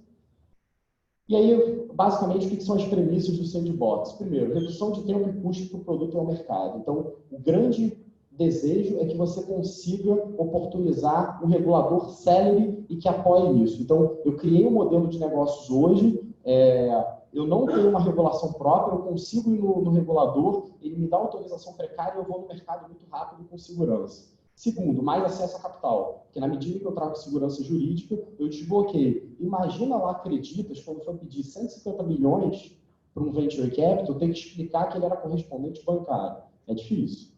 É difícil, não tem uma regulação própria. Imagina se nas rodadas lá do Uber, o pessoal não questionou, não existe regulação. Mas mesmo assim o pessoal investe. Porque até o próprio capital, o venture capital, ele tem essa pegada de risco. Terceiro, trabalho conjunto entre regulador e empreendedor em prol do desenvolvimento. E isso é muito legal. Acabar com essa barreira. Da mesma forma que a gente entendeu que a gente tem que trabalhar em open office, você tem que ter uma corporate venture, que o Cubo, que o Itaú tem que botar um espaço de inovação para apoiar a inovação. O regulador também tem que criar esses ambientes de inovação e de tirar as paredes. Você tem que ter acesso, não de uma forma promíscua, antiética, mas o regulador lá do Bacen, da CVM, de todas as outras agências, ele tem que ouvir o empreendedor, tem que ter ambiente de discussão, isso tem que ser muito mais lado a lado do que uma visão mais hierarquizada. A inovação tem que ser genuína, então, e isso é uma mudança de mindset. Eu estive lá na Procuradoria do Bacen fazendo uma palestra, tem que mudar mindset. A Procuradoria, todo mundo tem que mudar a concepção, tem que entender como é que eu vou regular a inovação se eu não entendo, se eu não vivo isso. Então, não é só tecnologia, é mindset, é a forma de encarar esse mundo novo que já está posto para a gente. E, na última análise, é benefício para o cliente. A função do regulador é gerar o melhor benefício para a sociedade, é gerar competição. Então, se esse ambiente de inovação ele gera, a gente não tem que ter medo. Então, a minha proteção não tem que ser das telecoms, tem que ser do que for melhor para o sistema.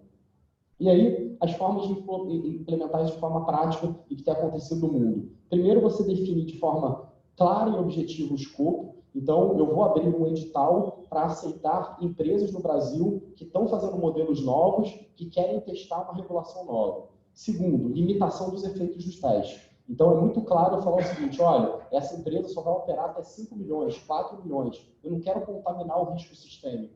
Eu não quero deixar esse cara tendo impacto no mercado inteiro. Então, eu crio uma caixinha mesmo. Então, a caixinha tem escopo, tem prazo, tem valor, e o teste é executado pelo regulador. Então, no Reino Unido, por exemplo, eles fazem esses testes. A agência do Reino Unido, ela testa internamente, faz uma série de questionamentos e lança para o mercado e começa a monitorar. E esse é um outro desafio do regulador. Ele tem que estar junto do empreendedor, vendo o que acontece, quais são as reclamações, porque isso vai oportunizar que ele entenda como é que é a regulação desse novo mercado.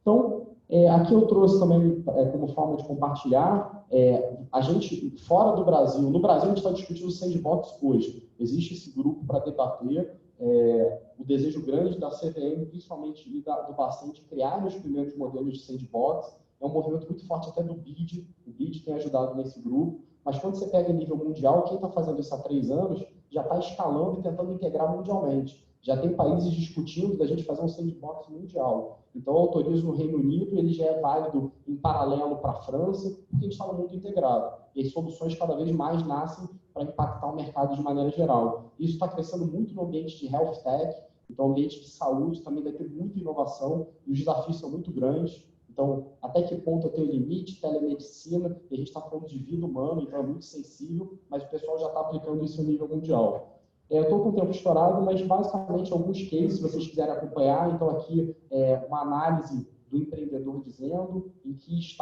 país que isso aconteceu e como é que foi se dado esse sandbox na prática.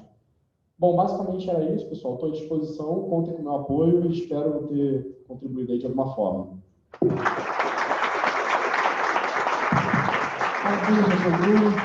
Por favor, já fique aqui, porque Paulo Melo, o consultor da Serasa, nosso patrocinador, ele vai entregar uma placa para comemorar a sua brilhante palestra.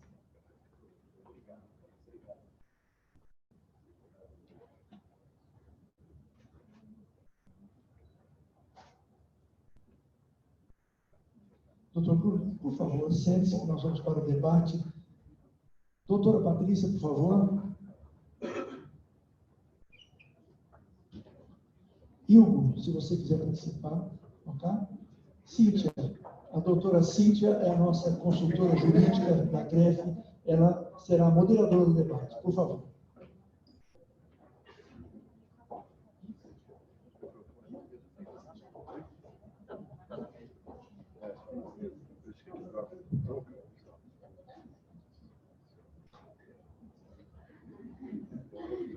Obrigada pela presença de todos. As palestras foram ótimas. Temos aqui algumas perguntas. Vou começar aqui com uma pergunta para a Patrícia, que foi encaminhada pela Patrícia do BMW. Com a resolução do Banco Central sobre a segurança cibernética, com diversos requerimentos, qual a área mais recomendável para se responsabilizar pela implementação da resolução? Bem, Patrícia, né, minha xará, né? É interessante que essa pergunta parece fácil de responder, mas não é. No primeiro momento, como fala de segurança cibernética e cloud, parece que você já poderia direcionar para a área de segurança do banco, né? Que você fala, já seria a área que analisaria a questão da política de segurança cibernética. Mas, depois que nós analisamos a resolução, nós vimos que tem uma implicação de revisão de contratos muito grande. Então, nós vimos que a parte de contratos de cloud tem sido algo contratado pela área de tecnologia de banco, normalmente, de TI, né, de banco. Então, eu acredito que vai acabar parando no jurídico mesmo, por conta da parte de contratos. Então, a responsabilidade, né, quem é o gestor, né, que responde por contratos de cloud dentro do banco, né, quem é que está contratando? O Bruno acabou de comentar que a área de inovação, né, muitos bancos estão com aceleradoras, com áreas de inovação, e essas empresas que estão gerando as parcerias de inovação, muitas vezes são elas que já estão com algum produto, algum serviço na nuvem, e aí você vai ter que checar o fato daquela nuvem está sendo utilizada, não direto, mas que vai entrar dentro do modelo de negócios. Então, no final, acaba virando um comitê. Era essa a conclusão que eu ia chegar na minha resposta. Seria ideal criar um petit comitê, né, chamar alguém da área de segurança, alguém da área de inovação, alguém da área de TI ou de tecnologia, alguém do jurídico, 4 pessoas, porque cada um deles pode examinar, dentro dos projetos que as áreas estão recebendo, qual o seu dever de casa para atender a resolução. Aí vocês vão dizer, poxa, mas é uma resolução que tem compliance, logicamente. Então, por favor, para quem tem um departamento específico de compliance dentro de casa, que não é todo mundo que tem um departamento específico de compliance, traga alguém específico do compliance, que depois ele pode ajudar nesse coaching, né? De ser aquele que visita os outros 4 para ver como está todo mundo andando no projeto para atender a nova regulamentação. Então, quem tiver um compliance, ele pode funcionar como sendo quem centraliza o cumprimento da resolução, mas quem vai entregar na necessidade de implementar providências, acaba tendo providências indo, muitas vezes, para 4 áreas distintas. Então, eu recomendaria um pequeno comitê do que dizer que é uma área só que vai conseguir tomar conta do recado da 4658. Tá? Tem o Marcos. Desculpa, esqueci um detalhe. Como tem campanha de conscientização, Cíntia, por favor, tem o RH.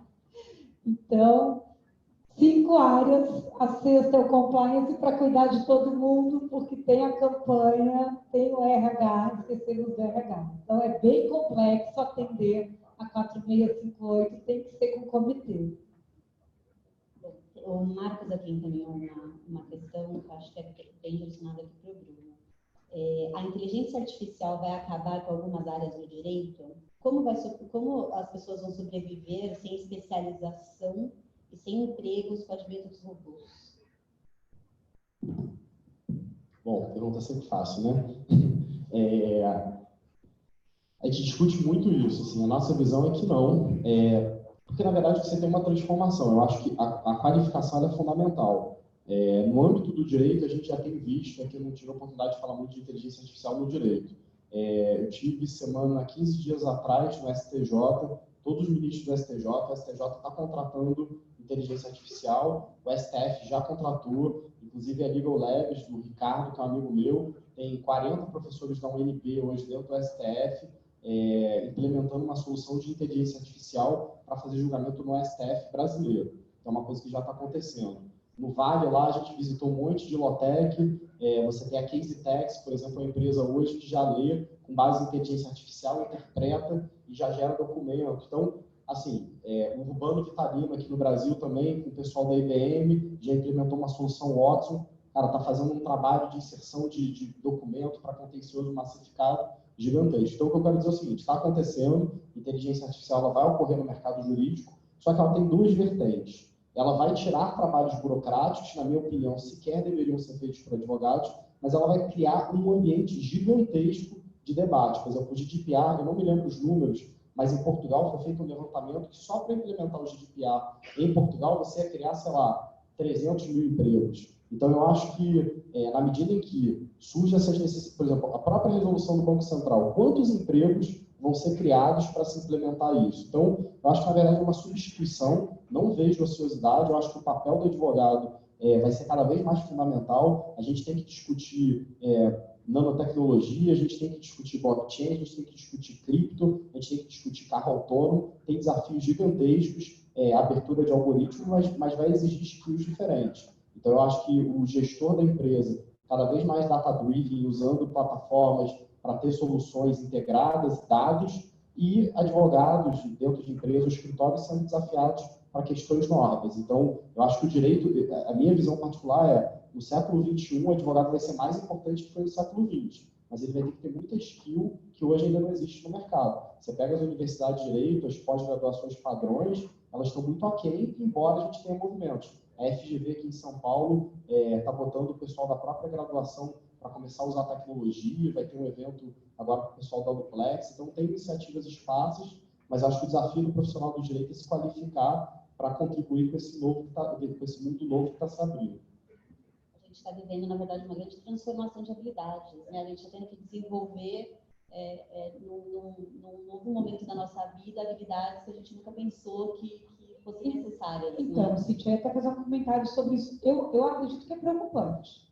para quem está agora no mercado de trabalho, quem está chegando, que acabou de passar num vestibular e entrou na faculdade, no cenário brasileiro, da forma como a gente prepara as pessoas para assumir suas tarefas, as empresas precisam cortar custos, melhorar a eficiência. Cortar custo e melhorar a eficiência é nada melhor do que robô, né? Então, assim, para você ficar melhor do que o robô, você precisa trabalhar a camada de criatividade, de habilidades diferenciadas, habilidades gerenciais, até mesmo a capacidade humana.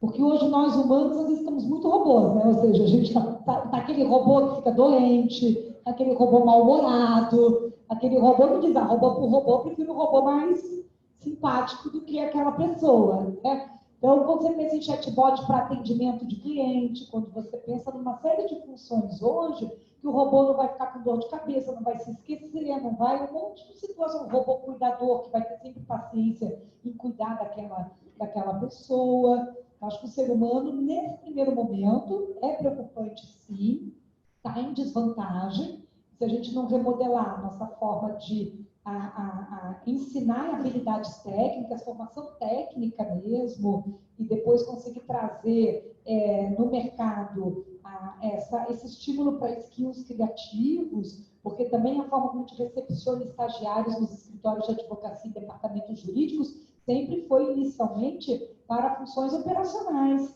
mecânicas, repetitivas e tal, que são as funções que você inicia habilitando a pessoa, que são as mais substituíveis por robô. E que a pessoa fica 2, 3, 4 anos, às vezes até desanimava, dizia, nem quero essa carreira, né? Ser advogada, ser isso, eu nem quero, né? A gente até perdia talentos por causa disso. Acho que a gente tem que repensar como líder, como gestor, até como eu introduzo na carreira. Quais seriam as primeiras atividades e tarefas para valorizar a capacidade humana, o que te diferencia de um robô? Então, para os próximos 5 anos, temos que ter um certo receio, um certo medo, pensar em como é que eu me diferencio, como é que eu me valorizo, como é que eu mostro que eu sou melhor do que o robô. E, a propósito, eu mesmo, a gente levou lá para o escritório um robozinho, chegou algumas semanas, robô mesmo, até para ajudar com as tarefas, ajudar com as palestras em escolas e tudo, chama Ada, em homenagem à Ada Lovelace, uma grande matemática. Queremos investir mais em inteligência artificial, mas como a gente é uma pequena estrutura, é até mais fácil a gente experimentar, que foi o que o Bruno disse, criar experiências, você mesmo viver essa experiência e entender o que está acontecendo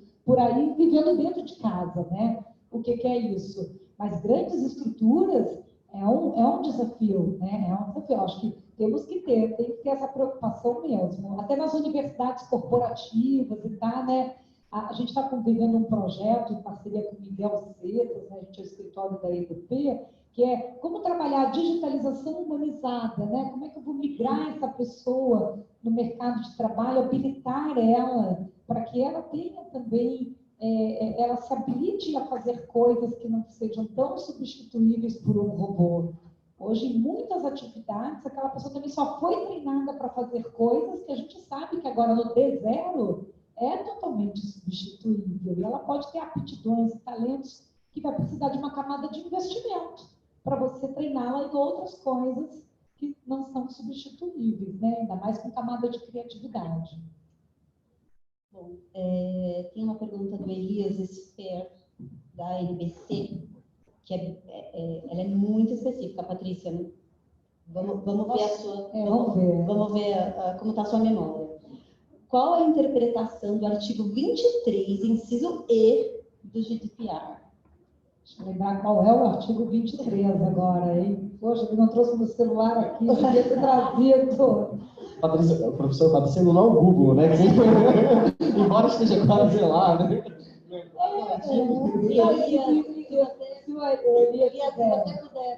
Pode comentar um pouco mais, Elisa. Porque eu estava muito na cabeça com 32 e 33, que eu preparei para a apresentação, que é o de segurança, reporte de segurança, né? Temos os princípios do Quinto. Fala sobre as limitações. Tá? E no inciso 8 fala outros objetivos importantes de interesse público geral da União ou de um Estado-membro, nomeadamente o interesse econômico ou financeiro importante da União ou de um Estado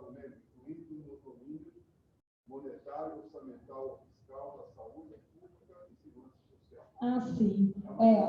Isso, o artigo 23, exatamente, traz as exceções que você pode realizar tratamento de dados sem ter o consentimento do usuário. E aí eles trazem algumas das prerrogativas de utilidade pública, questões de segurança pública, questões de saúde.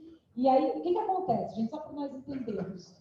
Eu tenho trabalhado muito com Smart Cities, tá? Tem momentos na GDPR que, com esse fluxo todo de dados, como o próprio Bruno estava explicando, com a inovação e tudo isso, quando você transfere dados, e você tem hoje os controladores, os processadores, em alguns casos que a gente tem mapeado, aquele que está tratando o dado, ele não tem nem como capturar o consentimento daquele usuário numa política expressa. Ele não tem como, ele não tem acesso àquele cliente diretamente, ele não recepciona esse consentimento. E, ao contrário, seria inviável isso acontecer. Então, só para vocês terem uma ideia, pensando em Smart Cities, quando você passa a pensar que você pode ter dados sendo coletados lá no Parque do Ibirapuera e assim por diante. Onde você colocaria um consentimento de uma política de privacidade prévia para aquele dado ser tratado?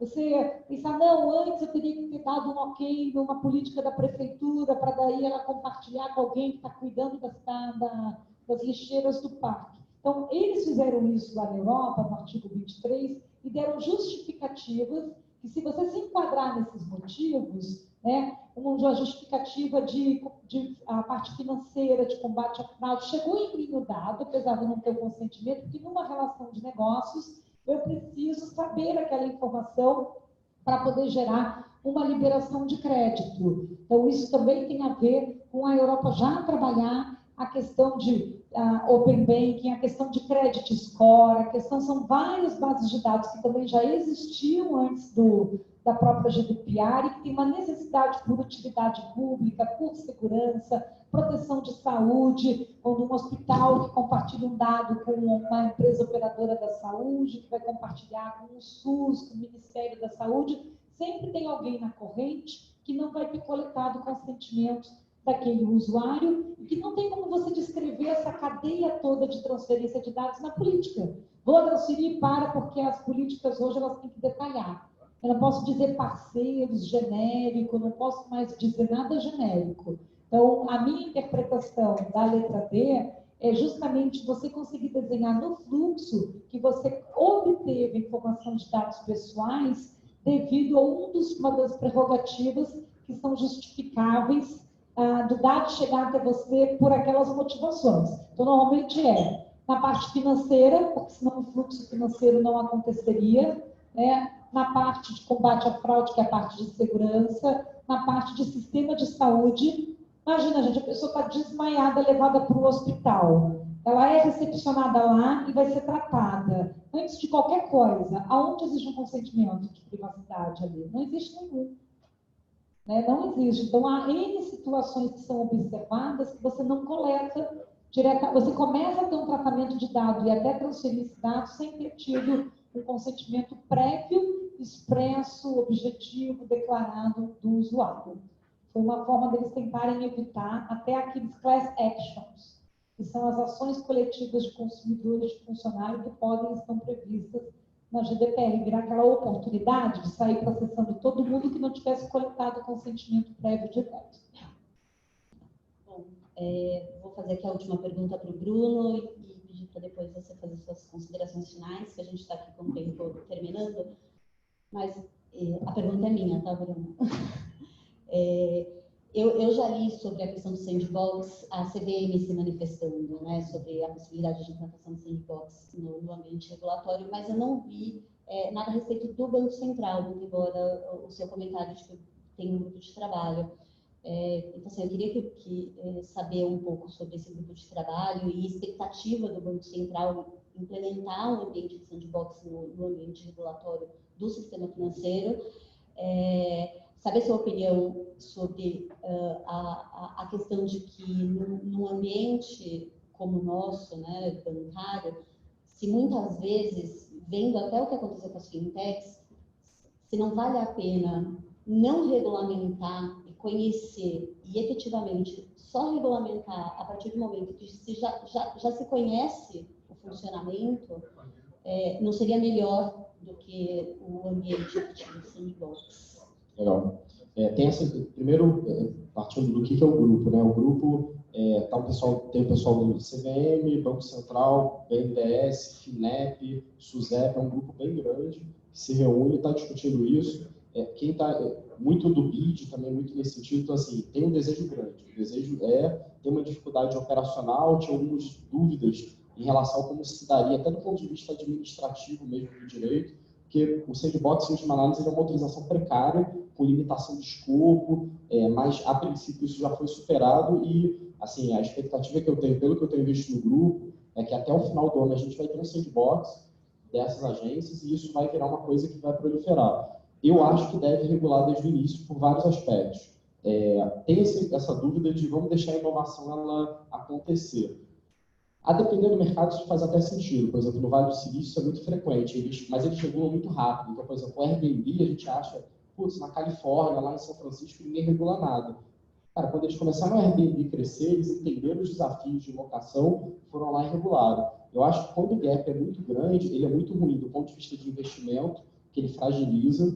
Eu acho que o regulador ele perde a oportunidade de entender, porque isso é um processo de compreensão. Então, quando ele está junto do empreendedor, ele vai desenhando uma norma mais própria. Eu acho que o caso mais emblemático que a gente tem no Brasil é o caso da regulação das fintechs de crédito, que foi uma coisa que demorou 4 anos, foi bem feita, teve muita audiência pública, teve muita manifestação do setor. Só que o ponto essa forma tradicional de abre a audiência pública, o pessoal se manifesta, fecha a audiência, isso não tem a velocidade e a capacidade de atender todo mundo. Então, o que a gente vê hoje no ambiente de fintech brasileiro você tem pelo menos umas 14 verticais, 14 modelos de negócio que não tem um modelo claro, tem gente se expondo aí a riscos de estar cometendo ilicitudes ou não por uma ausência, por um vácuo. Então, eu acho que quanto antes regula é melhor, desde que regule da maneira adequada. Então, escopo delimitado, prazo delimitado, o intuito de contribuir, acompanhamento, só que isso é um desafio operacional. Então, mas eu vejo bastante fazendo isso até o final do ano. Eu acho que vai ter pelo menos alguma coisa de sandbox, vai ter. Provavelmente 2019 vai ser um ano intenso e, na minha opinião, isso vai comer o direito. Assim. Isso vai se espalhar para a ANS, para a Anvisa, porque é o que a gente está vendo no mundo, não é uma coisa brasileira. Então, assim, nos ambientes que isso foi utilizado, isso está indo para a área médica, então isso vai se espalhar. A gente está com um atraso aí de 3... É a mesma discussão de dados. Assim, o Brasil vai ter uma lei de dados em consonância com o GDPR? Vai. A questão é que o Congresso demora, mas eu acho que o Brasil vai seguir uma linha internacional e isso é bom. É bom regular, desde que regule da maneira adequada.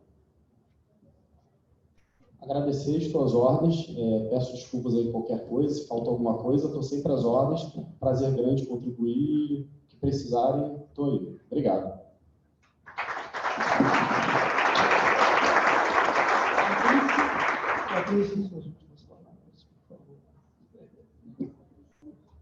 Bem, primeiro é sempre uma alegria a gente reunir todo mundo para refletir sobre mudanças e evolução do mercado. Já olhei ali que também já fiz umas perguntas no LinkedIn, então depois eu respondo a essas questões. A Cíntia, né, vem atuando aí junto da ACREF para conseguir fazer, né, chegar até mesmo às autoridades, os reguladores, essa necessidade, como o Bruno colocou, de uma velocidade maior, né, o negócio não para e a gente tem aqui no Brasil esse desafio, acho que tudo que tem que esperar assim, um tempo muito grande, podemos perder a janela de oportunidade e acho que essa é a grande discussão. O Brasil tem que diminuir o custo do Brasil. E, de certo modo, o excesso e o peso e a carga regulatória, de legislação, de tributos, isso tudo é um custo do Brasil. O problema educacional, a grande problemática de confiabilidade da identidade do próprio brasileiro, a camada grande de fraude, né, de combate à fraude, tudo isso é um custo no Brasil. Então, que a tecnologia e que as novas inovações das fintechs, das startups, nos ajude a fazer esse Brasil mais sustentável, né? Tirar essa camada de custo do Brasil. Concordo com o presidente, acreditamos no Brasil, e ser empresário no Brasil é esse desafio, e que a gente use, seja com inteligência artificial, com robô, tá?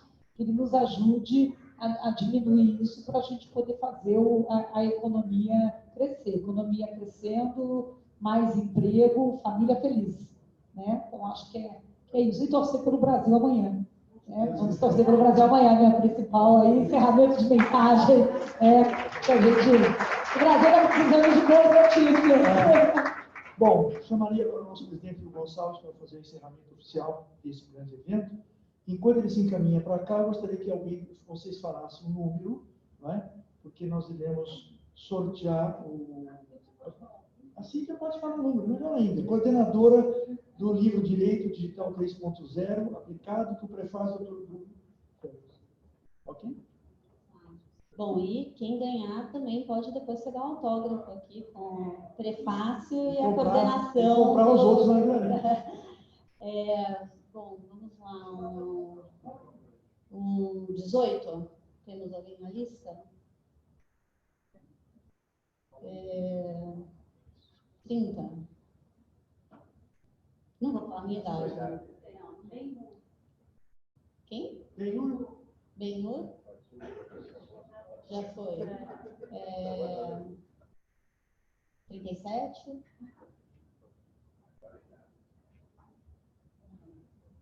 É.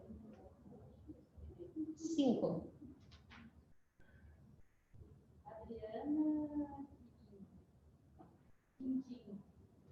Adriana, já foi. Vamos para a última tentativa, senão nós terminamos. Então, fala o próximo. Próximo. Alessandro, pede resenha. Bom, então é o seguinte. Mais um. 10.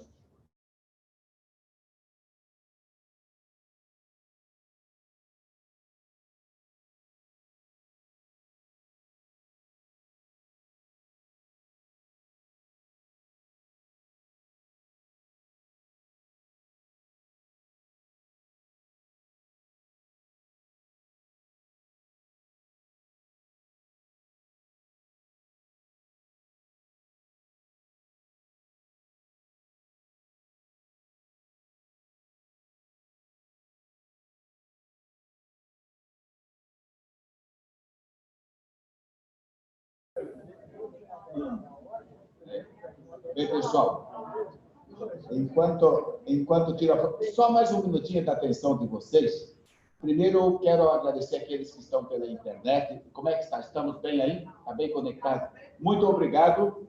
Em nome da CREF, pedimos desculpas pela falha nossa no início não ter conseguido conectar, mas vocês são persistentes aí. A última informação que eu tive, quantas pessoas nós temos? Agora, no momento 9. Temos 9 pessoas, bacana. Como foi citado aqui pela Patrícia, né, pelo Dr. Bruno também, as apresentações vão estar disponíveis. E se houver qualquer dúvida, por favor, que não pegaram o início, mandem para a gente que nós, né, Cíntia, nós vamos encaminhar o palestrante, o primeiro palestrante, que eu acredito que não foi possível assistir, as perguntas e vamos compartilhar. Mas, doutora Patrícia, só quero aproveitar a oportunidade para agradecer a sua apresentação. Muito obrigado. Muito obrigado por toda a atenção, por essa qualidade. Doutor Bruno, muito obrigado também pela sua brilhante apresentação. E, em nome da CREF, agradecemos a sua presença. Doutor Jairo já se ausentou, mas muito obrigado a ele. Doutora Cíntia, muito obrigado pela sua coordenação, a organização. E eu queria aproveitar a oportunidade para direcionar também a comissão jurídica, né? O nosso muito obrigado. A CREF tem uma comissão jurídica e que nós debatemos os assuntos, encaminhamos, então estamos sempre muito abertos, inclusive, a inputs, né? Claro que atua com seus associados, mas sempre muito aberto. Eu queria novamente reforçar obrigado aos patrocinadores, e também fazer uma conexão. Você falou da humanização, da digitalização, da robotização. Pessoal, muito atenção. Não existe digitalização sem os seres humanos, sem as pessoas. A doutora Patrícia foi muito feliz em levantar o tema e, por coincidência, eu também sou embaixador do Great Place to Work no Brasil. Quero dizer que nós trabalhamos no Great Place to Work com um esforço muito grande da conexão das pessoas com o digital. Não tem volta mais à digitalização, mas nós precisamos e fazer um grande esforço para a capacitação das pessoas para conviver com o mundo digital. Isso é fundamental. Então, o conselho para todos nós, não importa a idade. Eu, com 42 anos, estou me esforçando para entender mais a digitalização, não é? E cada um imagina esse pessoal que está nascendo agora. O Pancho também está envolvido. Então, vamos nos envolver. Se não pegar esse vírus, nós vamos ter dificuldade de sobreviver. Eu queria também dar um toque em vocês. Nós da CREF temos 60 anos, mas nós somos uma startup aos 60. Temos um site muito bacana que vale a pena vocês entrarem lá. Aliás, as palestras estão sempre disponíveis lá.